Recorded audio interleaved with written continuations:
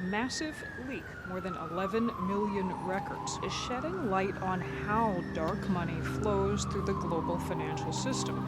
Boîte noire des paradis fiscaux, caverne d'Alibaba de l'évasion fiscale. These types of offshore entities have been used for decades. Système d'évasion fiscale touchant des hauts responsables politiques. Чорний скандал. Міжнародний консорціум журналістів опублікував масштабне розслідування coinvolti capi di governo, imprenditori, politici, For personaggi. involvement with terrorist organizations or authoritarian regimes in North Korea and Syria. Chiffres et bénéficiaires donnent le vertige. On y trouve 6 chefs d'État. Over the last decade, the largest international banks have been involved in multiple scandals. One name embodies the excesses of this renegade finance: HSBC. No matter where you live, no matter what kind of business you are in, if you wish to enter the offshore system, HSBC is likely to be your bank. Il y a à la fois l'argent de la drogue, à la fois l'argent du terrorisme, à la fois l'argent des diamantaires belges, à la fois l'argent du Gotha, du showbiz.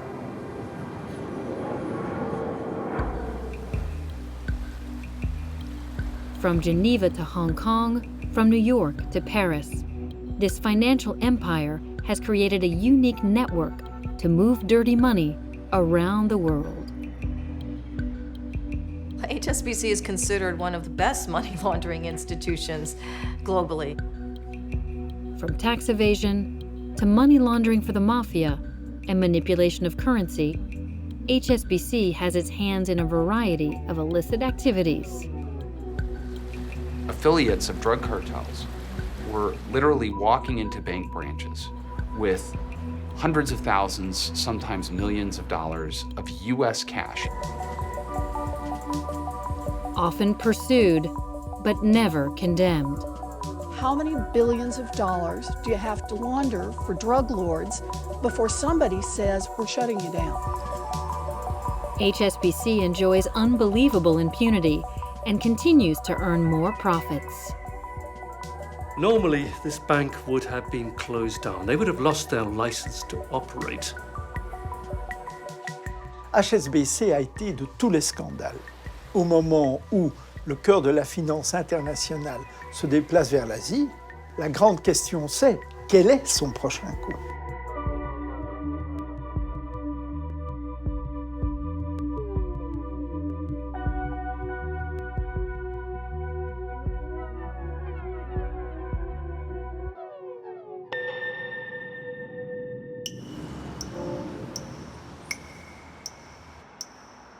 HSBC stands for Hong Kong and Shanghai Banking Corporation.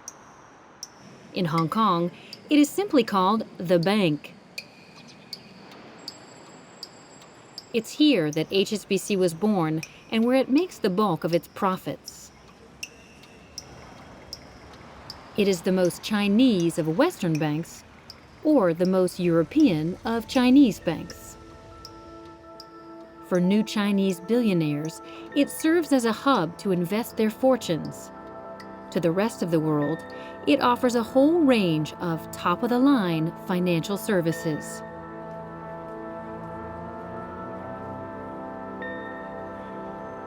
This place is likely to attract a lot of dirty money. This is a highly secretive jurisdiction, but it's also a huge financial entrepreneur. Obviously, with such a large Chinese market and so on, it's a very big offshore financial center. That combination of scale of operation and scale of secrecy makes it one of the world's biggest and, in our opinion, one of the greatest threats to the global financial markets.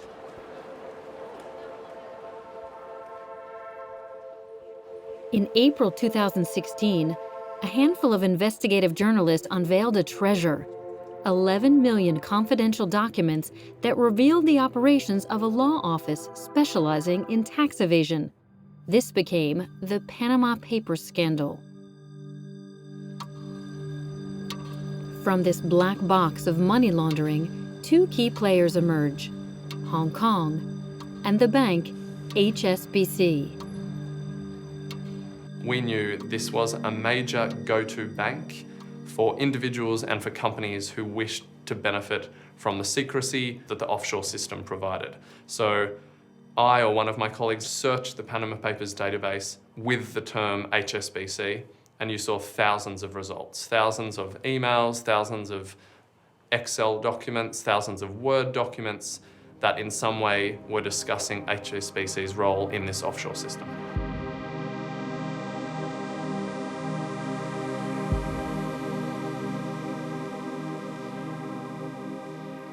An incredible number of Chinese residents, businessmen and women, and of course many family members associated with leading Communist Party figures who appeared in the Panama Papers and who often used Hong Kong as a conduit to the offshore world. They're not the kind of clients who walk in on a bright Tuesday morning to draw a check or to make a deposit. I just shake my head at much of what I see. Hong Kong doesn't have currency controls at its border. You know, if you can get the money out of China, you can fill up an 18-wheel truck and drive the cash in. Nobody's going to ask you to declare that. As a former undercover agent working within the money laundering networks of drug cartels, Bill Mosher is now working for the Chinese government. He tracks the flow of illegal money leaving the country.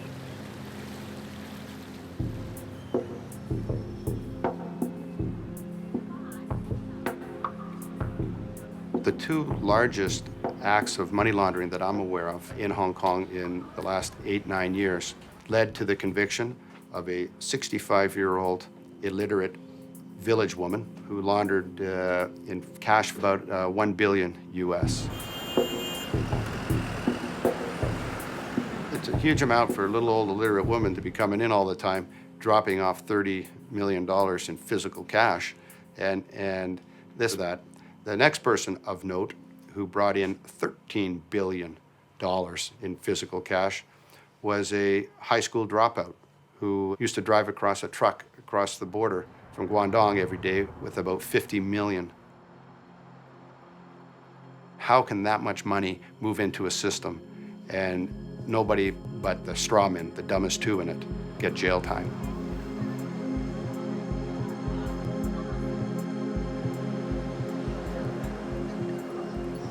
I don't have an idea of how much money is going out of China. We don't keep track of the source of the money in Hong Kong, whether it's from China, whether it's from India, from Singapore, from Japan. That has always been the case, and that will continue to be the case. Laura Chaw is the face of the Manhattan of Asia. She also embodies the obscurity of this financial center. Close to the Chinese leaders with whom she once worked as a stock market control agent, she now advises the Hong Kong government while serving on the board of HSBC.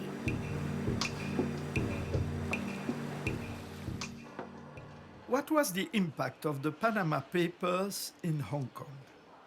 It was an item, a headline for a few days.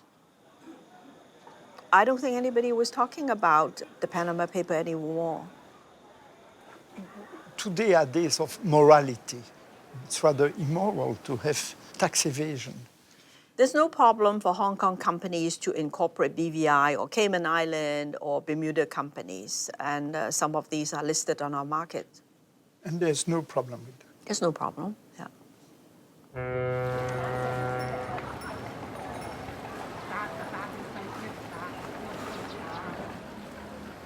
In Hong Kong, HSBC is untouchable. The favored bank of the Chinese is protected by the highest authorities. It has always been one of the pillars of local power. The bank and the former colony were born at the same moment more than 150 years ago. At the time, the British Crown dreamt of conquering the Chinese market that was closed to Westerners. The first settlers chose the fishing port in Hong Kong as the base for their commercial offensive.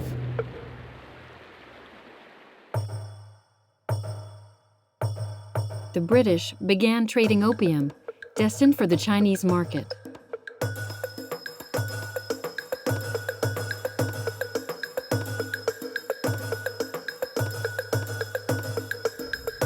Given the success of the drug, the emperor burns the cargo of the traffickers. London sends in its military fleet and triggers the Opium War. The Chinese capitulate, and the British gain possession of Hong Kong for 99 years.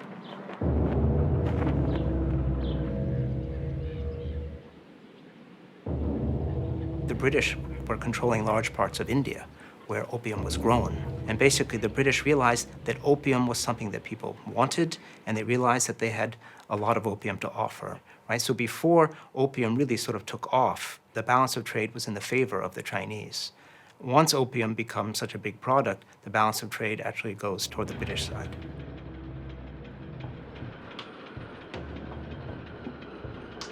The opium trade has its golden age, and the settlers need a bank. They create HSBC, the Hong Kong and Shanghai Banking Corporation.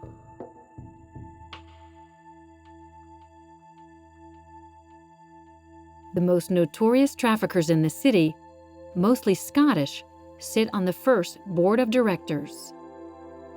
I would say that HSBC was not necessarily created by opium traders, but was created by traders who happened to be involved in opium.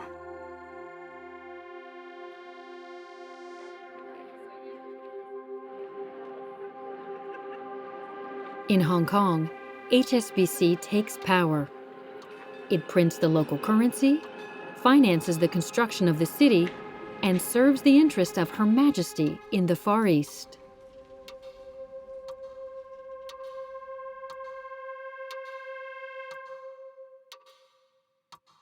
There were 3 or 4 great powers in that quite small place, and one, of course, was the governor, as appointed by the British government, and one was the chairman of the jockey club, which was responsible for the horse racing.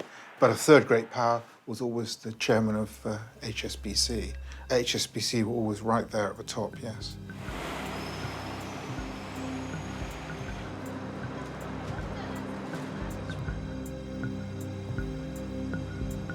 HSBC has never changed its DNA.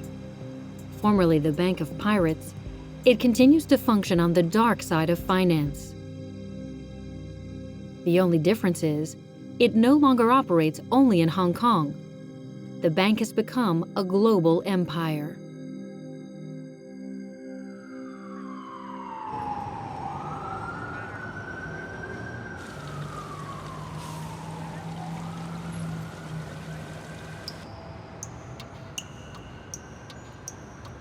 HSBC nearly shut down. The fate of the bank was played out in the United States in 2012, 4 years after the outbreak of the financial crisis.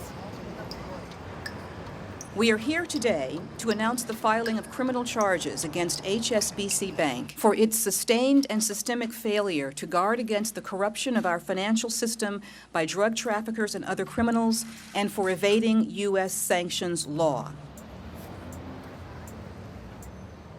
The Minister of Justice accuses HSBC of laundering the money of the Mexican and Colombian cartels that control the trafficking of cocaine.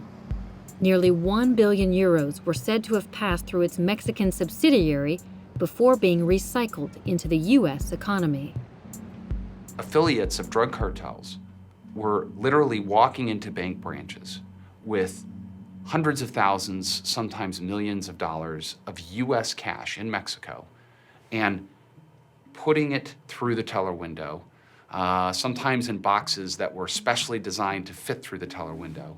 And the HSBC employees took it, they deposited it, and gave the person a receipt and never reported the conduct and never stopped it.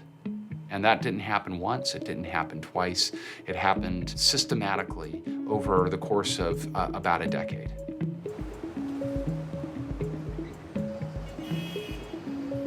There was one occasion, an individual walks into the bank with maybe $3 or $4 million, and bank employees spent one full day counting it. So that's just a few million. Imagine that multiplied by several hundredfold. And that's what 881 million represents.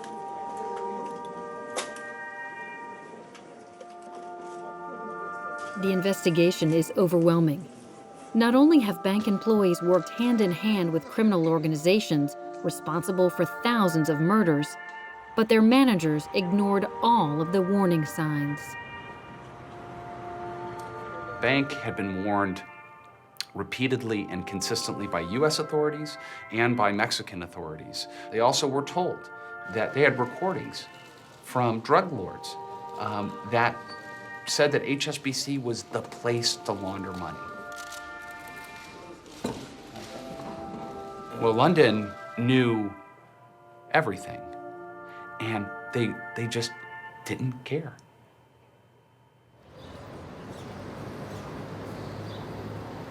The accusations are serious. The bank risks losing its license in the United States. The case may precipitate the fall of a company that employs 300,000 people on 5 continents and manages a sum of $3,000 billion. If HSBC were a country, it would be the 5th world economic power. Bank leaders travel to Washington to be auditioned by the Senate. Please stand, raise your right hand. HSBC must be rescued. Do you swear that the testimony that you're about to give will be the truth, the whole truth, and nothing but the truth, so help you God? I do. I recognize that there have been some significant areas of failure.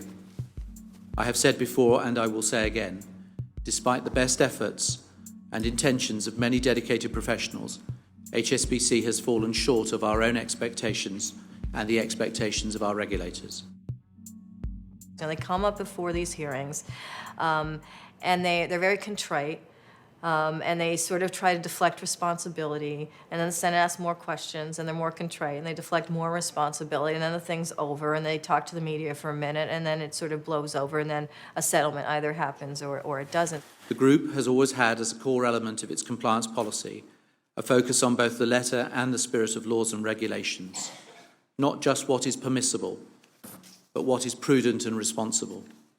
Most of the executives that have been called before the Senate investigation committees have effectively dodged all of the questions fairly significantly. So from that perspective, the HSBC executives are almost reading from the same script, being directed by the same director as the senior executives from the American banks.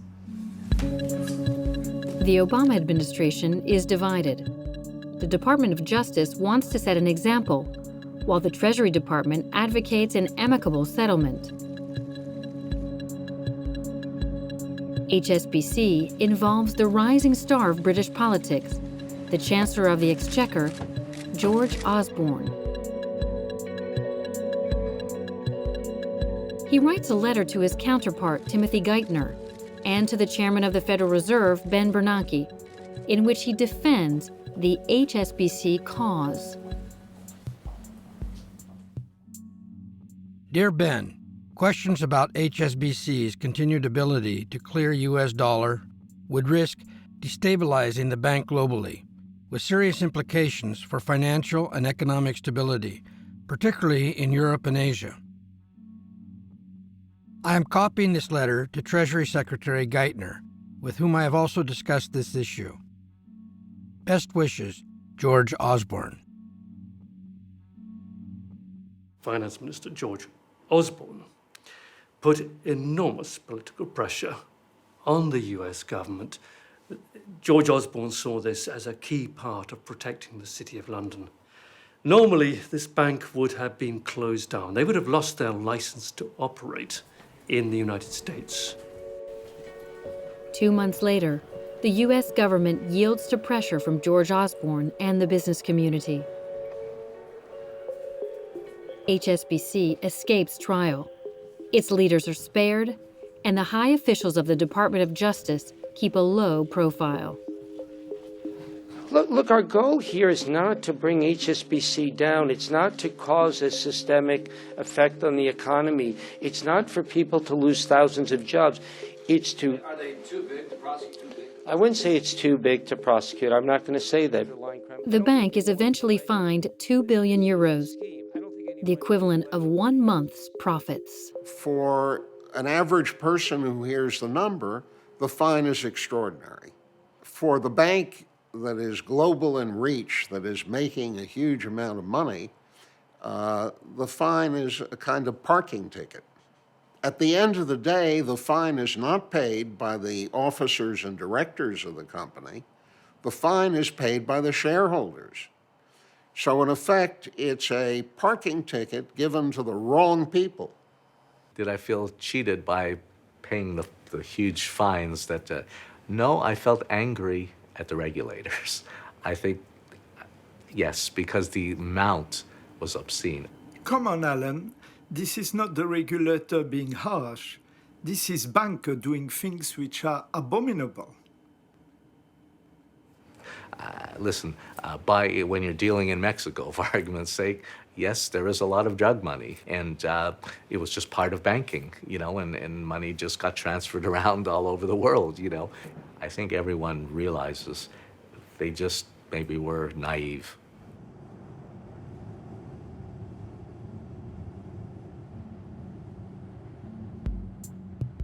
HSBC saved its skin. The bank gives rise to a new privilege, namely that of being too big to jail. That is to say, above the law. But the refusal to send bankers to jail triggers the anger of the public. The Department of Treasury officials are put under fire.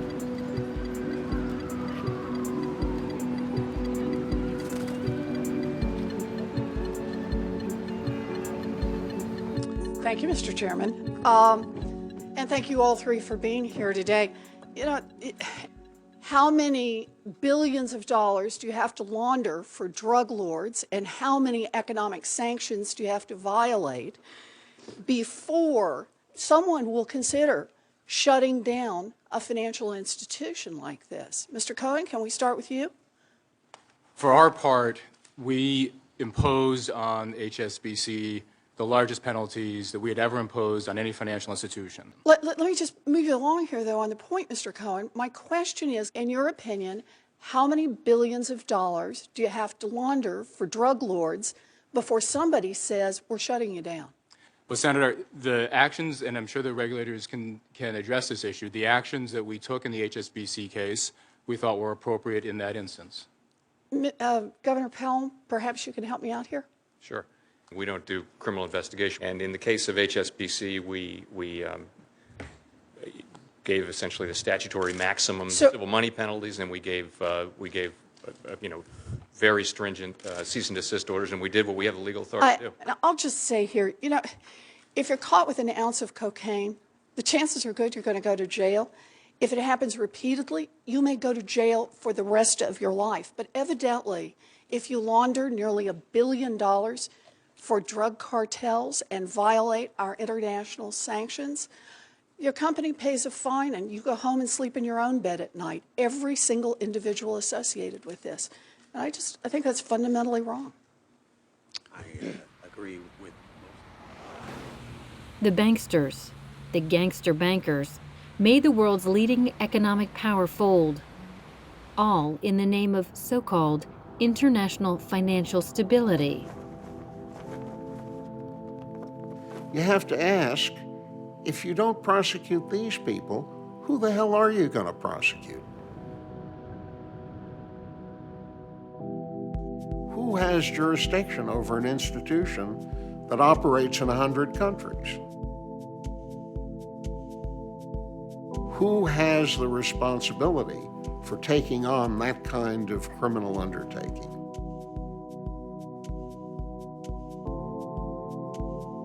HSBC is already more than a bank. It has grown in magnitude and is now as powerful as some states. This is the culmination of a strategy launched 20 years ago.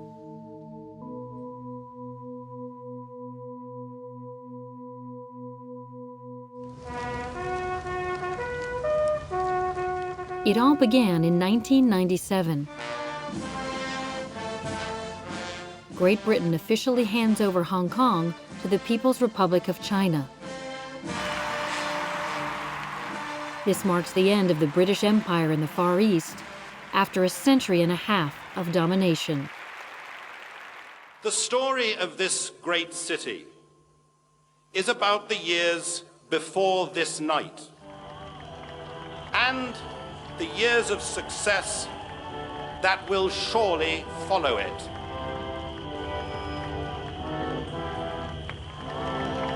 The bank has to choose: move with the crown or stay and be in the grip of China.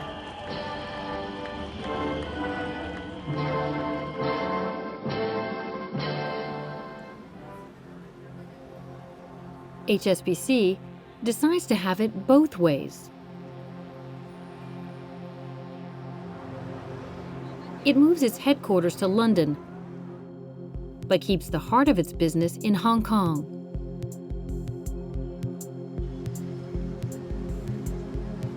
China has just opened its borders and promises to be a fabulous market. The priority is to flatter the new masters of Beijing. They described their brief as to create the best bank building in the world. The building was a statement of confidence. It was about stability, it was about permanence, it was a gesture of confidence in a future beyond the transition of a colony into part of China. It was also making a statement about ambition. HSBC at that time was a local bank, and they have become one of the global players. The full extent of that we were only to realize later. A pioneer of globalization, HSBC intends to spread its Chinese DNA. In the early 2000s, it is the first foreign bank to establish itself in China. Its president, Stephen Green, serves as an ambassador of capitalism to the leaders of the Communist Party.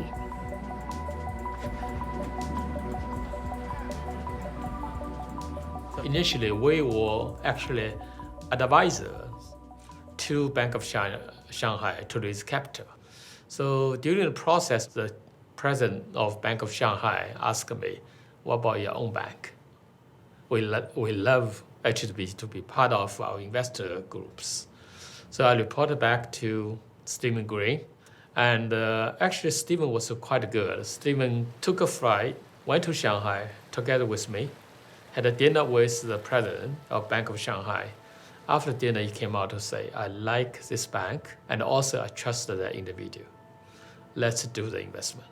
And of course, the payoff was good too.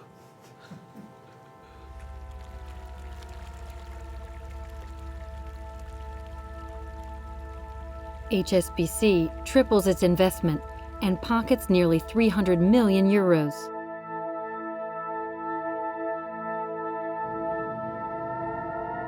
The bank extends its honeymoon with Beijing by exploiting its own history. Under the dictatorship of Mao, it was the only bank to maintain a presence in China.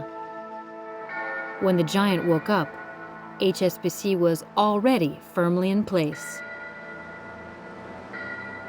It was a terrific message that HSBC were able to give, to say we were always there, we never left. And it's always tried hard to compare itself with the American banks. And it takes flying. These American banks, they come and they go. We British, we stick around and stay. It's the Chinese philosophy, isn't it? Think long.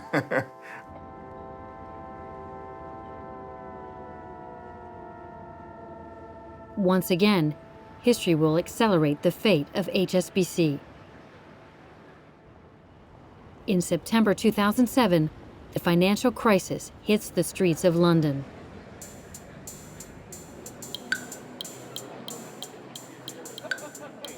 That I want to close this account. Totally cynical attitude to your customers. Panic seizes the clients of Northern Rock and threatens to spread to other banks. The British government proposes lending them money as an emergency response. HSBC snubs the meeting and refuses any public assistance. Being bailed out by the government, being given capital by the government, means that the government has influence on you. And HSBC wanted to be able to say, you don't have this influence on us. We are independent. We're fine. We can recapitalize ourselves. And if you try to force us, as one interlocutor told me, if you try to force us to take your money, we will take you to court and sue. You could ask, well, isn't this really arrogant? It is arrogant, but it is also the ability of the bank to signal to a government, we're a global bank, you're a single government, and so think about the relative power between us.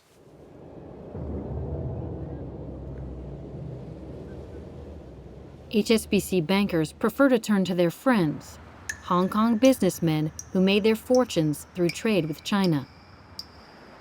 The bank offers to sell them 18 billion euros of shares.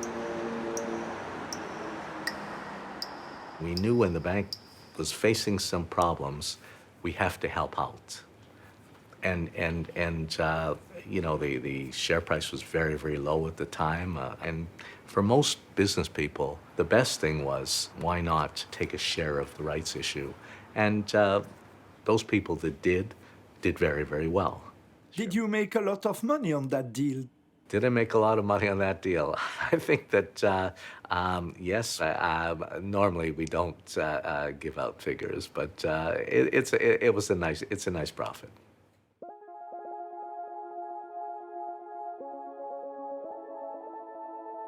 Since that transaction, the price of each share has tripled. As always, HSBC made its shareholders rich. But history will remember that for the first time, Chinese money rescued a British bank. Driven by its Chinese business, HSBC is taking advantage of the crisis. While its competitors suffer losses, it is crowned at Westminster. Its president, Stephen Green, enters the House of Lords. I, Stephen, Lord Green of Hurstby Point, do swear by Almighty God that I will be faithful and bear true allegiance to Her Majesty Queen Elizabeth, her heirs and successors, according to law. So help me God. The banker, who is also a deacon, preaches the good word on Sunday at church, where he criticizes the influence of money. Lord Green was himself an upstanding member of society as well as being a moral banker, if you like. So he was the acceptable face of banking at a time when most bankers were not acceptable. Immediately after, Stephen Green entered the government as Minister of State for Trade and Investment. It was probably a dream come true for him, and this, of course, was at a time when the Cameron government and George Osborne, the then Chancellor, were very, very keen to build up Britain's links to Asia and to China in particular.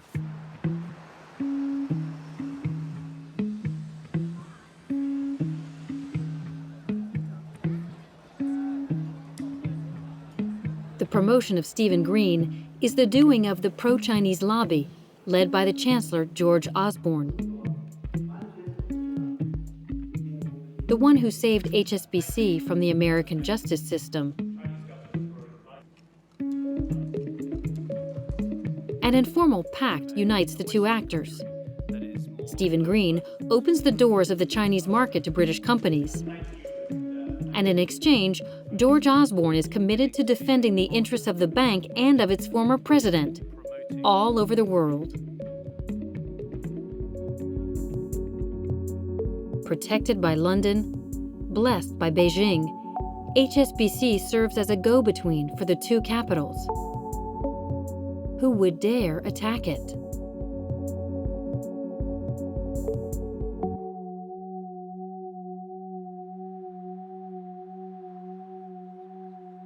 In Paris, a senior official of the finance ministry is waiting for his chance to go on the offensive. He's gotten his hands on HSBC's best-kept secret, the list of 100,000 customers who hold accounts in Switzerland. These documents were given to him by a former computer scientist of the bank. They reveal in detail the clandestine circuits that make it possible to clean dirty money. There's talk of 180 billion euros, more than the budget of the European Union. Pour les agents du fisc, pour les spécialistes de la finance, c'est pas quelque chose qu'on découvrait.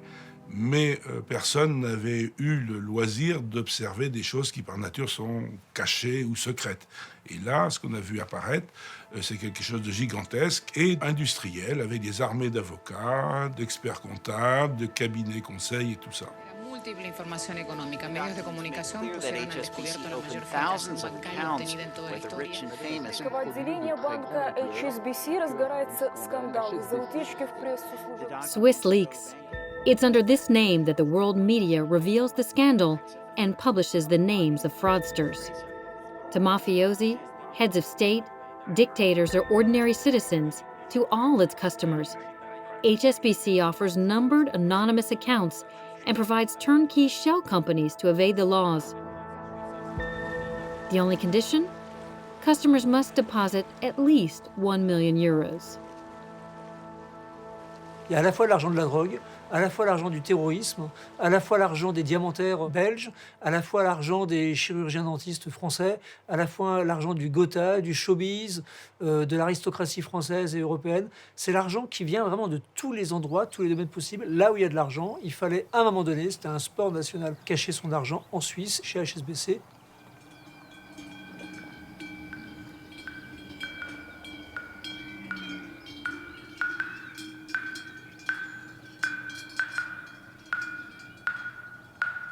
On proposait aux gens qui, pour une raison ou une autre, voulaient garder un profil bas, on leur proposait de s'acheter une société offshore, Panama, BVI, Cayman, n'importe quoi. Toutes les banques de la place se faisaient de la concurrence, ça c'est absolument clair. On ne pouvait grandir que par l'apport d'argent frais.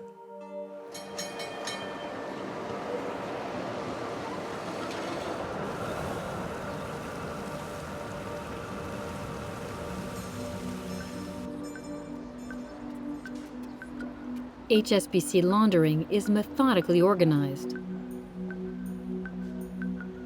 Clandestine operations are the subject of internal reports archived in the bank's Swiss safes. This customer forbids us to contact him in Belgium. It is always he who calls us.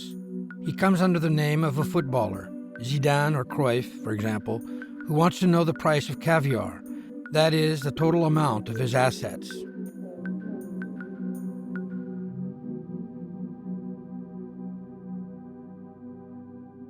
Genève, par rapport à Londres, n'était pas indépendant. Il ne faut pas croire ça.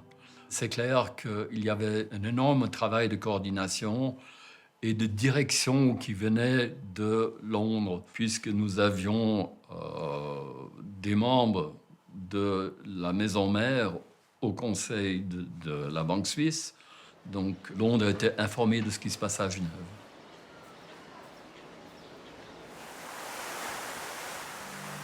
After the laundering case of drug money in the United States, the revelations about the tax evasion of VIPs was more unwanted than ever. HSBC becomes public enemy number one. Even the Swiss feel obliged to intervene. A raid is organized in front of the cameras.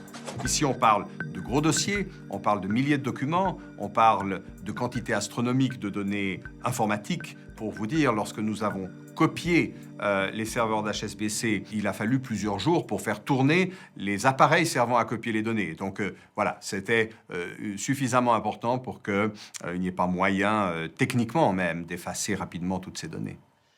Le problème du gouvernement suisse et des autorités publiques suisses, ils sont le dos au mur. Et ils voient immédiatement les conséquences titanesque, c'est le tremblement de terre. Eux, ils partent du principe depuis un siècle qu'ils donnent tous les éléments pour que la finance internationale vienne en Suisse, elle y trouve un nid douillet où ils pourront faire leur business sans être embêtés. The Swiss judiciary closed the investigation 3 months later. In exchange for its commitment to purge unwanted customers, HSBC is fined 40 million euros. After the fine imposed by the Americans, the Swiss settled for chump change. L'amende maximale qui peut être infligée en droit suisse pour blanchiment d'argent est de 5 millions de francs suisses. Lorsque vous faites une négociation, il ne suffit pas d'avoir des cartes. Il y a aussi le colt que vous avez à la ceinture. Et en tant que procureur en Suisse, par rapport aux établissements financiers, c'est un colt de très petit calibre.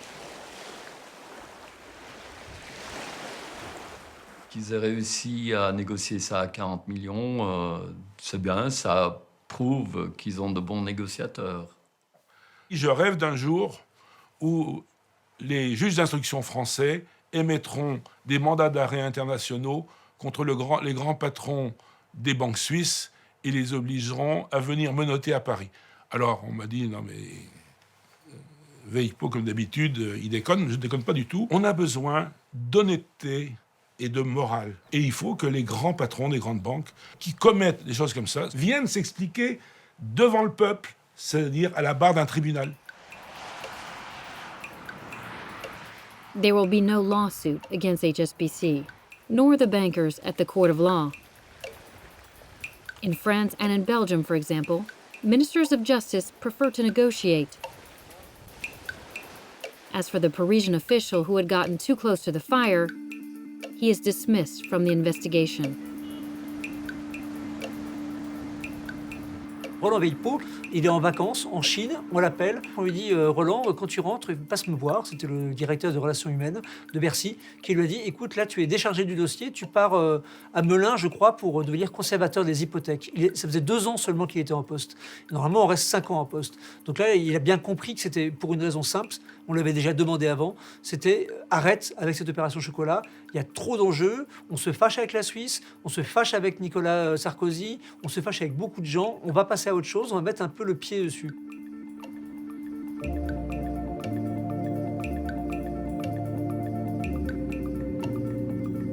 HSBC was saved once again. The bank is no longer just too big to jail. Its influence goes beyond the financial sphere and guarantees it complete impunity. The only concession? The former president, Stephen Green, disappears from the picture. Lord Green had presided over HSBC when they had acquired the Swiss branch. He knew all that. And what was particularly awful about Lord Green was, of course, that he had been appointed by David Cameron to be a trade minister. I thought this was absolutely shocking, and I thought he should come and give an account of himself to my committee. But this is one of the few times when politics trumped. The matter is political.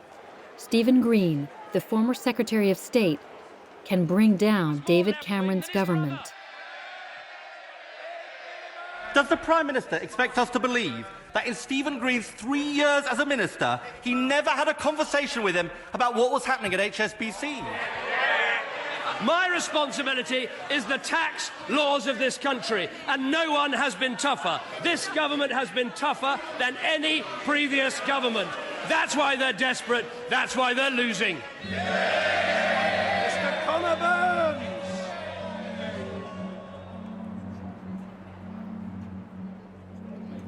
Some parliamentarians refuse to bury the case and prosecute the bank.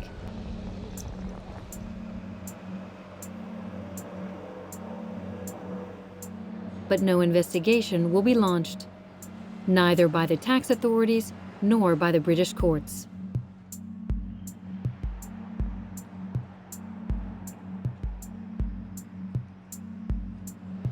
The elected officials will have to content themselves with hearing from the leaders of HSBC. And it's the turn of the new boss, Stuart Gulliver, to begin the series of auditions. So I have made substantial changes, which hopefully we'll get the chance to explain to you all. 3 years after Washington, this same scenario, with the same script, is being replayed in London. I'd like to put on the record an apology from both myself and from Douglas for the unacceptable events that took place at our private bank in Switzerland in the mid-2000s, which is clearly an apology we'd like to make to you all, to our customers, our shareholders, to the public at large. You do understand how this looks today?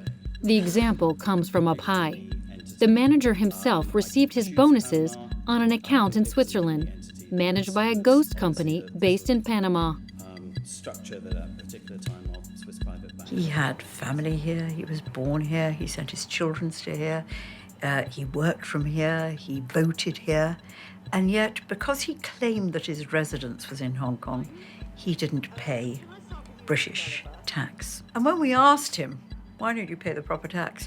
His reply was quite interesting, because he said he didn't want other people in the bank to know how much he earned. So it was set up for reasons of privacy and no nefarious reasons whatsoever. How much did you put into the Panama account? It was $7.5 million US. Stuart Gulliver was one of the best paid investment bankers in the world. I think that tells you that he really cares about money. Mr. Gulliver will get on a lot faster if you give a straight answer to a straight question. You agree with me it's caused reputational damage to the bank? Yes. Are you the appropriate person in those circumstances to remain as the Chief Executive Officer of HSBC? I believe I am, because my tax affairs are in order. He said he couldn't understand why the question was so aggressive. Yeah, it just shows you, I suppose, that bankers of his generation who grew up as investment bankers in the pre-crisis world were living in a bubble. When they are face-to-face with parliamentarians, they sometimes get exposed for living in those bubbles. Has Gulliver changed? I don't think Stuart Gulliver can fundamentally change. One of the ministers once said to me in a corridor in the middle of these hearings, do you realise that what you're doing is putting them off from coming to the UK? And I laughed, because I thought he was joking. And then I realised he was serious. The Swiss leak scandal was the last chance to sanction HSBC's practices.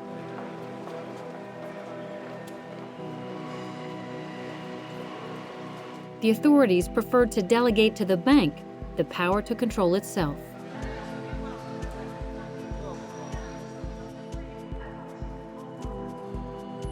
It has since recruited 9,000 people, tasked with identifying suspicious transactions and to denounce them internally. Case closed. The banksters say that they've changed.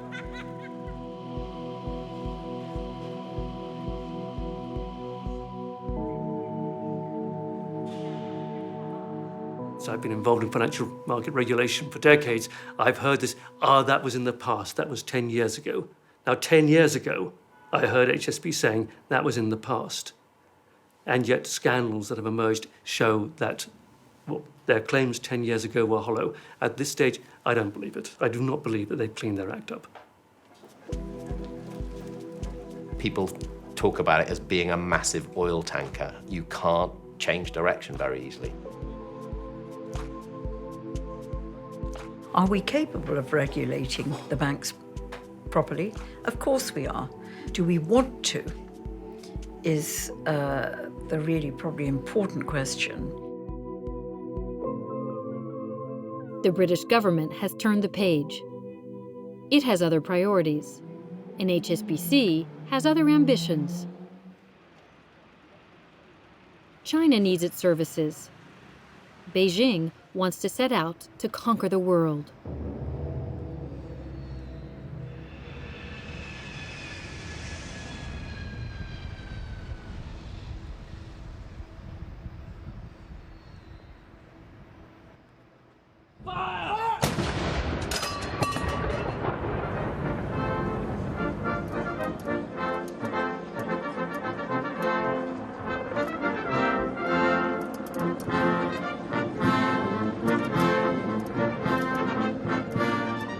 At the end of 2015, the Chinese President Xi Jinping arrives in London.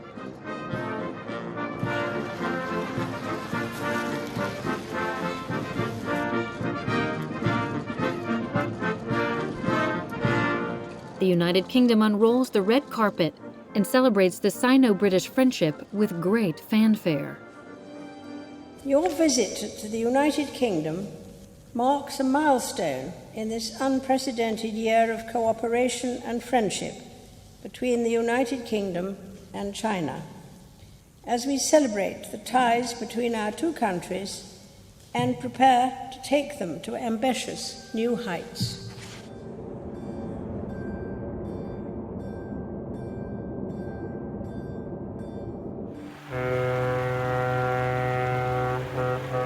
The century of China has begun, and HSBC changes masters. The former bank of the traders of opium, formerly in the service of Her Majesty, now operates under China. It must help the communist regime realize its dream, to become in turn a giant of the financial world. La Chine a les moyens de ses ambitions. C'est le banquier du monde. Elle dispose des plus grandes réserves en devises, que ce soit en dollars, en euros, en yens, en francs suisses, mais ce sont les monnaies des autres, elle ne les contrôle pas. Et c'est pourquoi elle entend imposer sa propre monnaie, qui est le yuan, dans la cour des grands. Elle a 20 ans devant elle pour arriver à cet objectif. What they really want is a world in which the dollar isn't so dominant. And so in that sense, London can play, as it is doing, an important role in the trading of Chinese currency, the RMB, and a big role for Chinese involvement in international finance.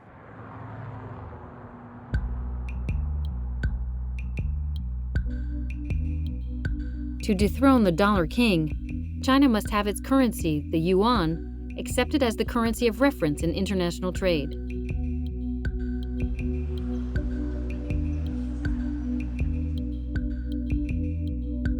Beijing lags behind others. Its currency of the people is virtually unknown in the markets.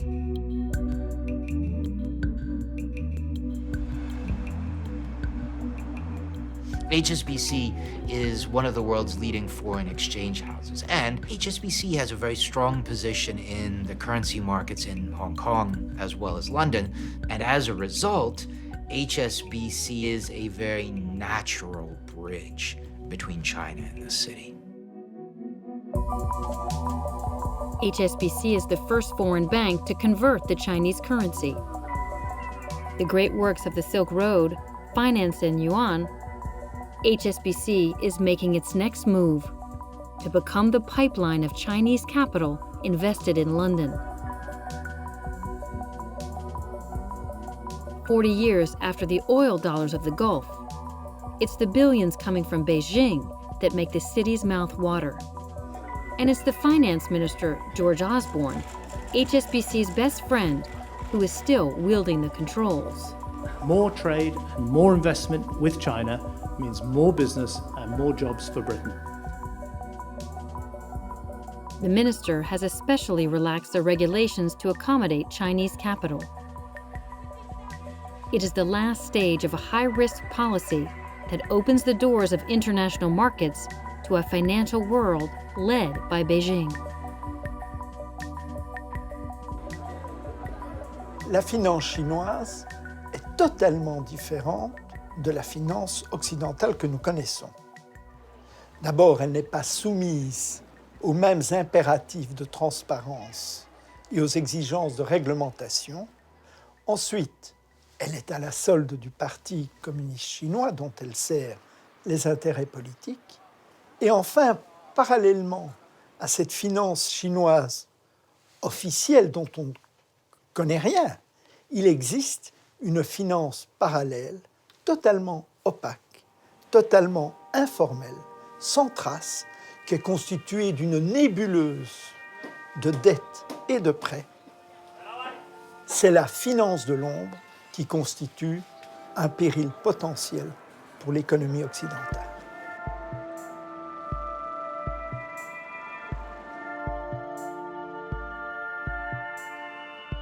As you have firms of the stature and the size of HSBC marrying up with rising Chinese banks that are now so huge, yeah, it's a recipe for potential disaster.